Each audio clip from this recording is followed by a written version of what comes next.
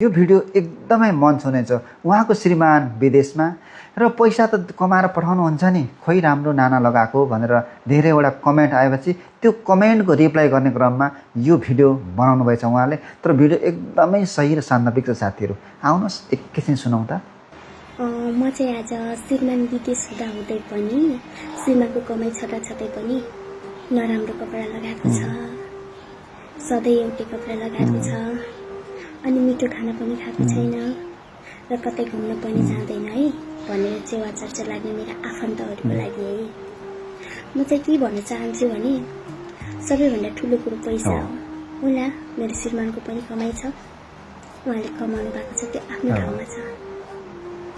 पैसा पैसा भन्ने कुरा अचम्मको छ के साथीहरू।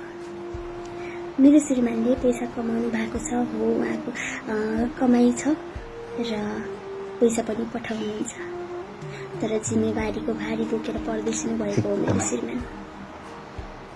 श्रीमतीले हरेक फेसनहरू झार्दै हिँड्नुहोस्, उसको इच्छाहरू हरेक इच्छा पुरा गर्छु है मैले भनेर परदेशिएको होइन कि मेरो श्रीमान। एकातिर ऋण व्यवहार र अर्कोतिर रहर इच्छाहरू।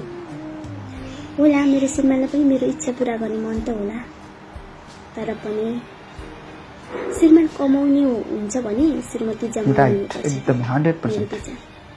अनि राम्रो कपडा लगाएर मात्रै धनी बन्ने, अनि राम्रो कपडा लगाएर मात्रै चाहिँ कपडा चेन्ज गरिरहेर लगाएर मात्रै श्रीमानले माया गर्दो रहेछ, श्रीमानको कमाइ रहेछ भन्ने हुँदैन कि साथीहरू।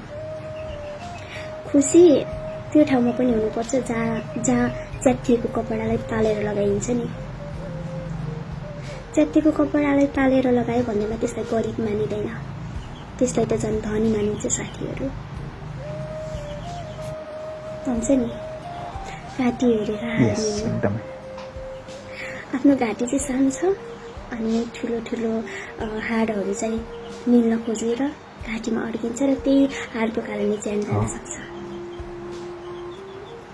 सो हामी पनि आफ्नो हैसियत जहाँसम्म छ त्यहीसम्मको कपडा लगाउने, त्यहीसम्मको खाना खाने, त्यस्तो हो कि साथीहरू। अनि म भन्छु जहाँसम्म विदेशिनु भएको छ, जति पनि विदेशिनु भएको छ, घरको ऋण व्यापार परिस्थिति, घरको जिम्मेवारीको भारी बोकेर परदेशिनु भएको छ कि एकदमै। र परदेशिनु पनि रहर होइन, एकदमै बाध्यता नै हो। तपाईले यो भिडियो हेर्नु भने साँच्चै नै उहाँ चेलीले जस्तै सबै महिला चेलीहरूले श्रीमतीहरूले बुझिदिए किन दुःख पाइन्थ्यो होला श्रीमानहरू, होइन? भिडियोलाई अन्तिमसम्म हेरेर साथ दिनुभएकोमा यहाँ सम्पूर्ण धेरै धेरै धन्यवाद दिन चाहन्छु। नमस्ते।